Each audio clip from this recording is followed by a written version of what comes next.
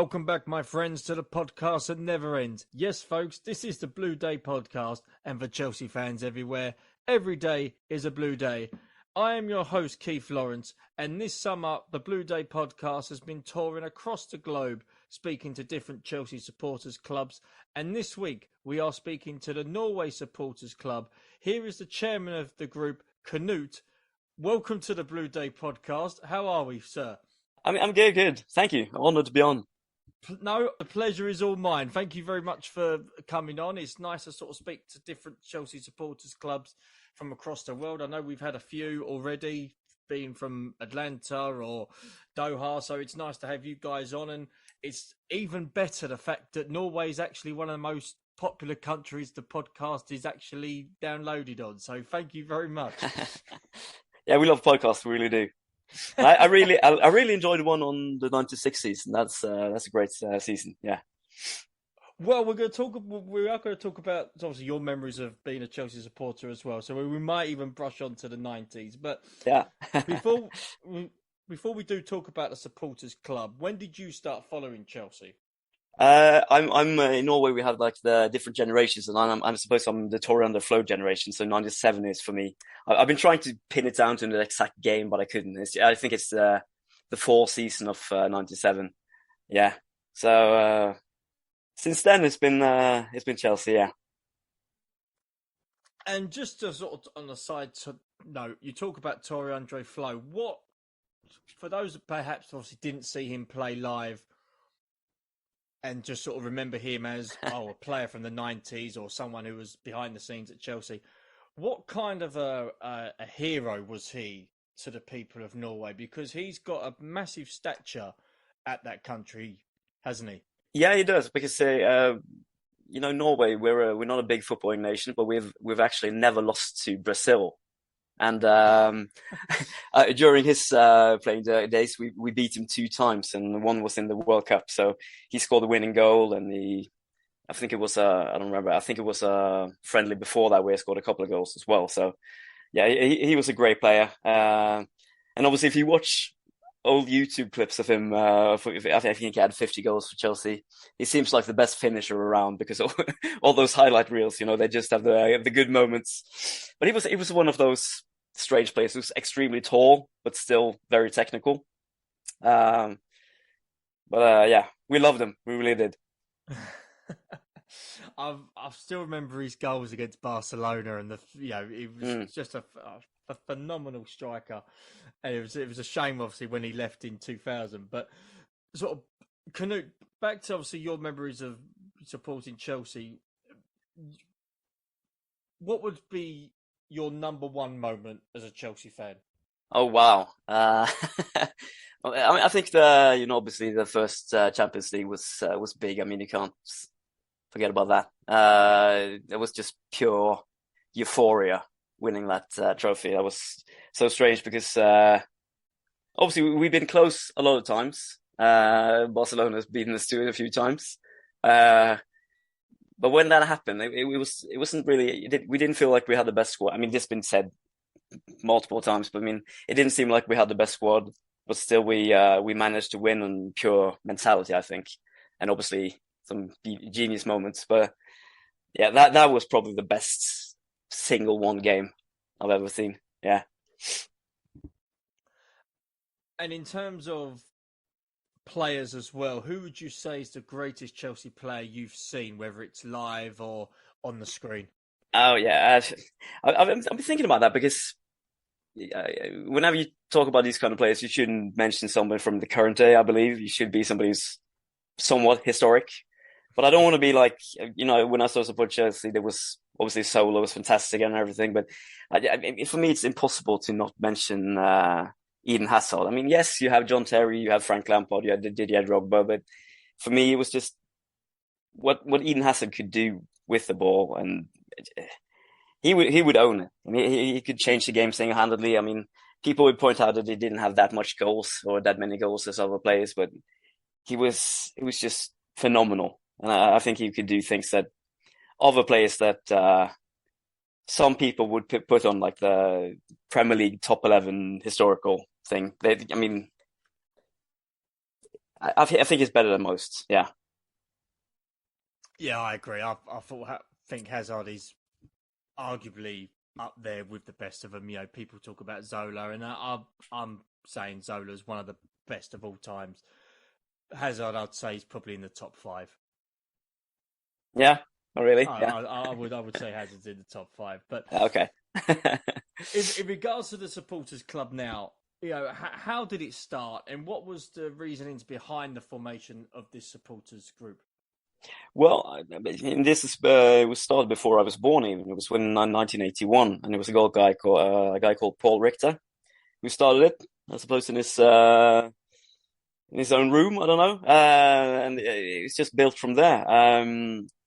I suppose you couldn't call him a glory hunter when he started supporting Chelsea or making a sports club in '81, but for ever since it's been just growing, I think, and perhaps it had its heights around when Flo was there, because obviously having a Norwegian there helps with supporter numbers. But I don't know. We just try to create content and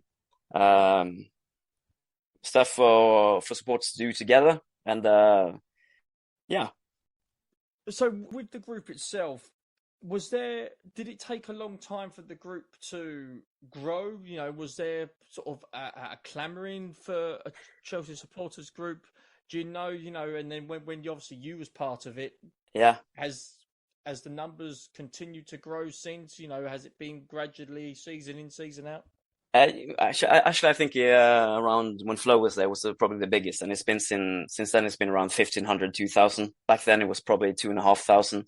So it hasn't really grown all that much. I mean, we have I don't know what to call a red plague in this country, with some red teams dominating when it comes to getting supporters. And perhaps I shouldn't say this as a supporter leader in Norway, but I think it's very little we as a supporter club can do to affect these numbers.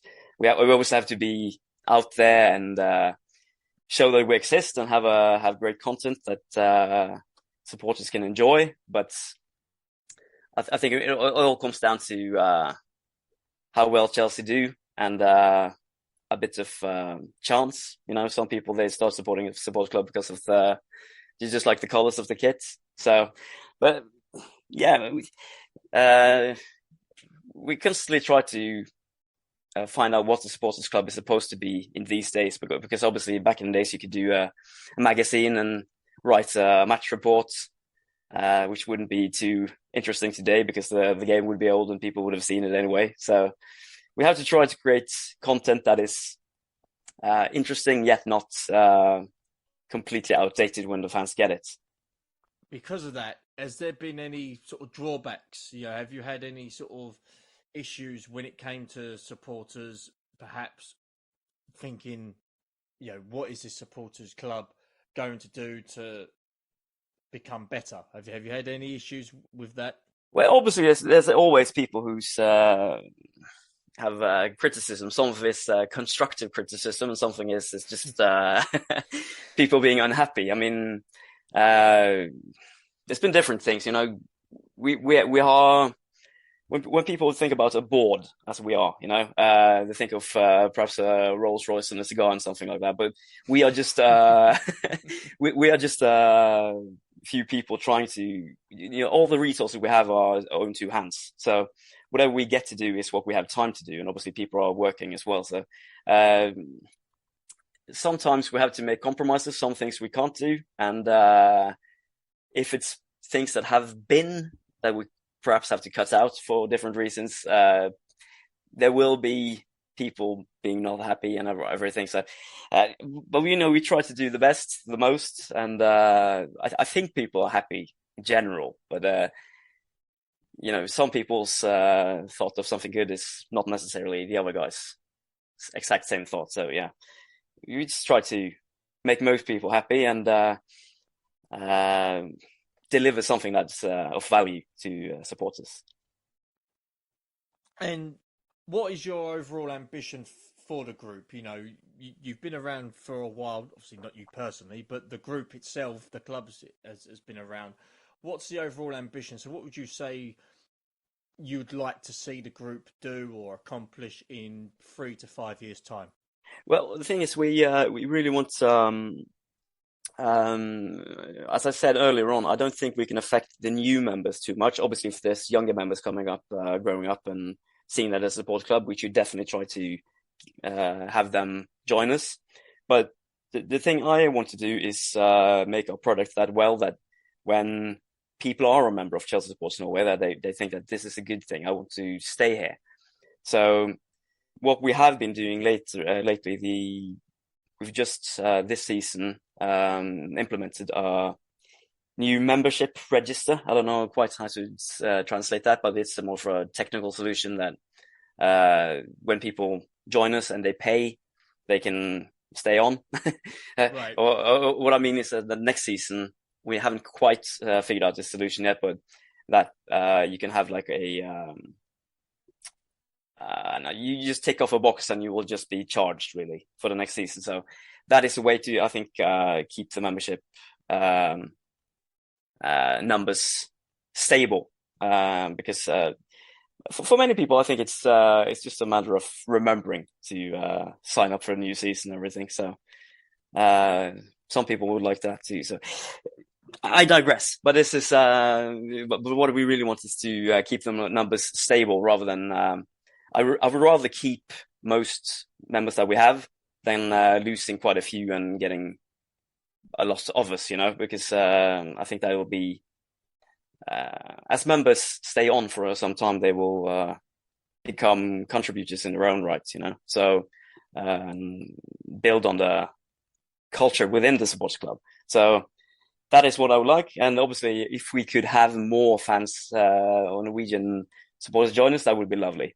And I think the way to do that would be being a bit more modern. We've been issuing a membership magazine for quite some years, but you have to discuss always, is that what supporters want today? I don't think that's necessarily what a 15-year-old likes, So we would like to try to create more content, online. We have a great webpage where with the guy who runs it, Simon, he will have news up there in Norwegian 30 seconds after it's official on Chelsea FC. So, we try to be in the now, but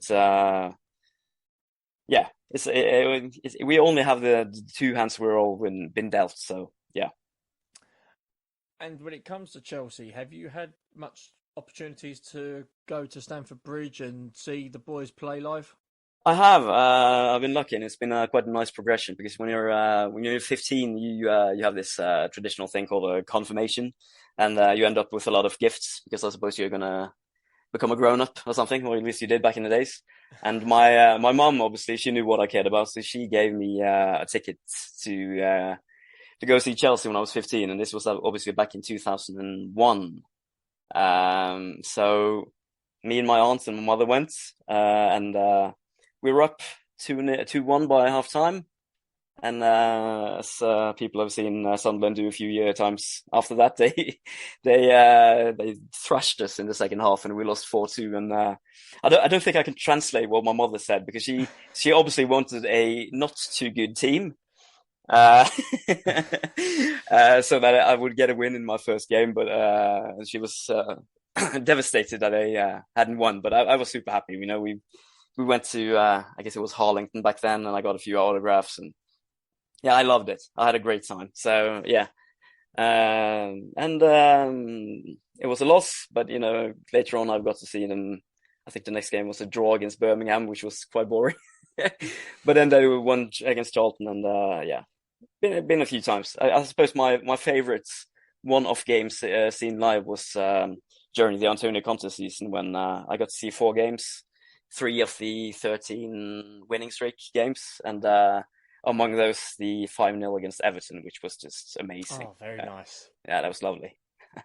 We played some excellent football that night against Everton, and that weren't a bad team of Everton either. But we just steamrolled them. Pedro was on fire. Moses done particularly well on that side. And just that the whole team gelled that season. As soon as he changed to 3 at the back, Yeah, And ironically enough, David Luiz had his best season for us that year as well. At yeah, three at the back, it was just superb. But yeah, you talk about the 2000, 2001 sort of time. Yeah, Chelsea was a lot different back then. yeah. It really were. It was certainly back different. Players like Jimmy Floyd Hasselbank and Yeah. yes, very interesting memories. Back in Norway though, Knut, what would a typical match day be like for your supporters club? So for those that obviously can't make the game, obviously, Yeah. how would you guys go about it on a daily basis?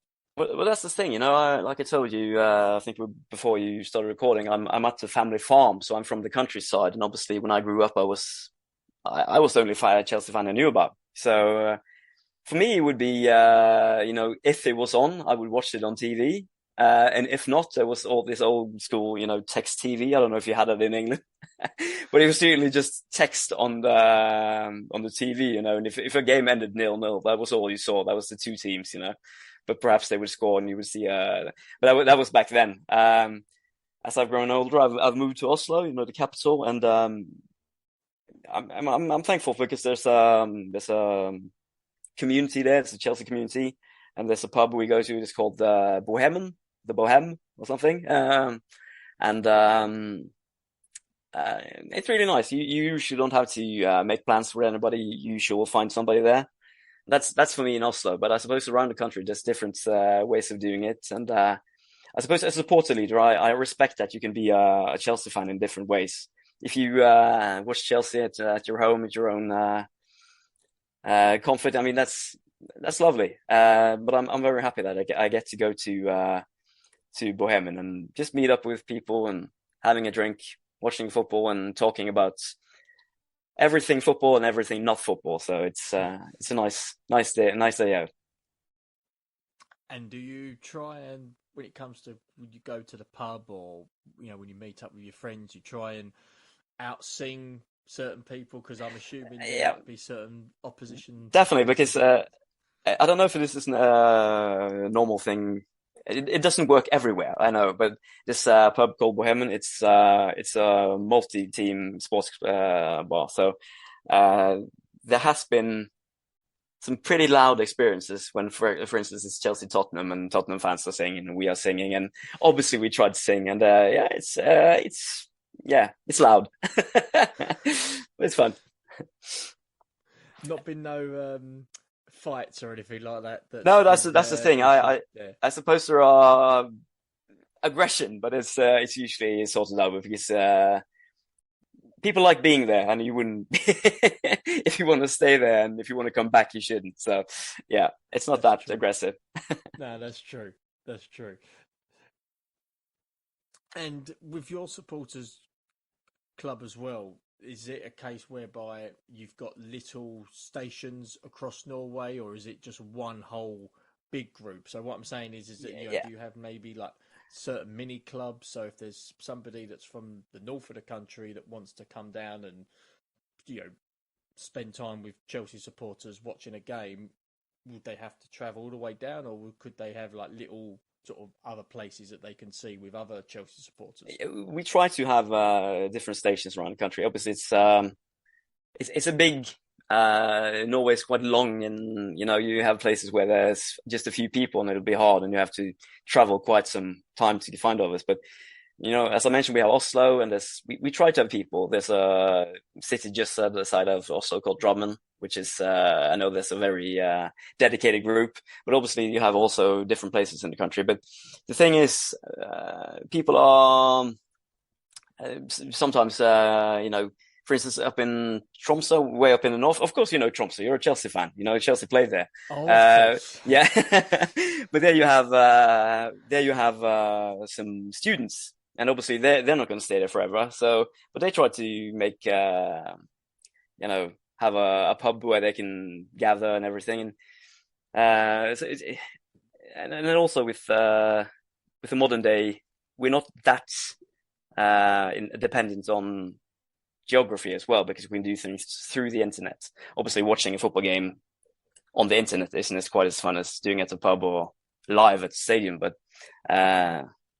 that is also a solution. So we try to um, make something for the fans who are not necessarily uh, close to anywhere where they could go, unless they had to drive for a couple of hours, you know. So, but we have different places around the country, and we try to encourage the local different local stations. Um, I don't know how successful we are. We try to.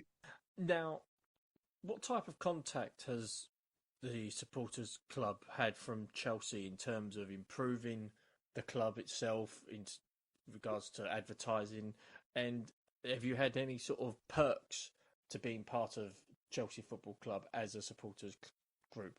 There has been this every year. There's been this since we've been platinum. There's been this I don't know caskets of different things. We have a few signed shirts and such and different things. But in terms of communication, I wish there could be a little bit better. One thing, for instance, which I know Chelsea fan likes to lose out to Arsenal, and I know the editor of the Arsenal Post or whatever it's called, and they tell us that they have a photo archive that they can use for the magazine, whereas Chelsea have nothing like that. So that is something I would like to improve. I think that's my pet peeve, I guess. But I think there should be more communication between the sports club and Chelsea and the sports club. I don't think it's been. Obviously, we've been emailing a little bit, but it's not quite. Yeah, I would like some more direct contact. I have to admit, yeah. Do you think that perhaps could change because of the difference in ownership now? Do you think people might actually, as you say, start having more of a direct contact between the club and the supporters club? Well, I have been obviously like pretty much, I suppose, quite a few other Chelsea fans when Todd Bowley was one of the guys interested. I checked out most of them, and Todd Bowley, I have to admit, he seemed like the best choice. So I'm very happy we ended up with him. And one of the quotes he said that I don't know it exactly, but pretty much he talks about putting the fan in the center. So with that in mind, it seems like perhaps that is of interest to him. And I hope Norway will be an interesting supporter club. For instance, I can give you one example. Norwegians are crazy about English football. We have been since the 60s. And even though we are 1/60th, I think, of the US population, the Norwegian TV deal is bigger than the American one for the Premier League.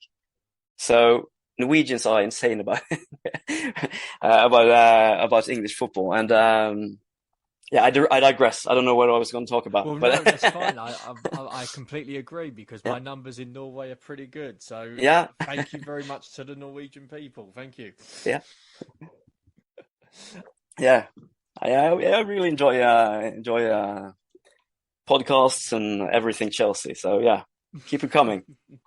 Oh, we certainly will. In terms of the group now, if anybody who's listening to this perhaps isn't part of the Norway Supporters Club, if they're interested in joining, how would they go about it? It's quite easy. You just have to go to the webpage. It's just chelsea.no.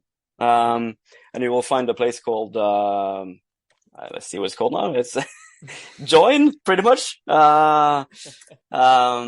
Norwegian, bli medlem, become a member, and there you can sign up.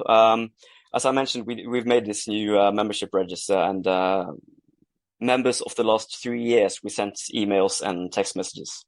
So if you have been the last three years but haven't been subscribed yet for this season, you probably should check your junk folder or something. You should be there.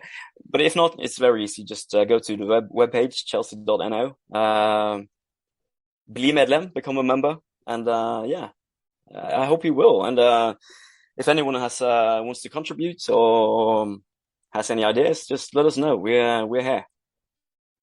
Superb. Now, Knut, just before we do wrap up, it's been quite hectic summer for Chelsea Football Club. I think that's an understatement. I've already given my views on it sort of quite recently on a previous show, but just want to get your thoughts on what's happening at Chelsea at the moment. It seems we've got Yeah. players that no other team wants. We've got players that wants to leave, and we can't attract big name players like we did before. Tuchel seems to be pulling the rest of his hair out in whether because of pre-season matches and the lack of signings. What's your Yeah. take on it? Well, obviously, Tuchel is a guy who likes to exaggerate. He's yeah, there's a lot of passion there, and but I understand it because obviously, in defense, we should. I think we should get one more centre back. That's what I would like. Earlier on in the summer, we had this. I don't know. It seemed like we were signing three centre backs, and everybody was scared that Levi Colwill was leaving. I think perhaps he's staying now, as it is. So it might be a blessing in disguise. I think the team is quite competitive still because we have to remember that Ben Chilwell and Reece James only played 6 games in the league together last season, and if they are fit, we might be doing quite well. I think they're key to unlocking us offensively, considering we're playing with 3 at the back or 5 at the back with those two. So obviously, I would like us to sign more players, but there was this one notion that somebody made, and that is that the new owners are quite new, and obviously Todd Bowley, he's not completely inexperienced. He's been doing great stuff with the LA Dodgers and such, but he has no experience in English European football. So perhaps there is reason to think that we should not be too offensive in our transfer strategy until we have a director of football in place. So there's no crisis, I believe. I would like us to see us more competitive than we were on the American tour because that was not good. But I think we will be, and it'll be exciting to see on Friday against Udinese how the team is because it's close now. We're just about to start the season, so but we shouldn't rush anything. And I think one of the good things, it seems like we're in with Tuchel for the long run, which is a crazy thing to say as a Chelsea fan because we've had a share of managers and quite a few we thought would be staying on, but I would like us to see us be a bit more patient, and I think with staying with the same manager over time, we could have a more streamlined type of squad, and not just a mixture of the different managers through times choices. But that being said, Tuchel has only bought, what was it, 3 players? It's Lukaku and the 2 new guys, Koulibaly and Sterling.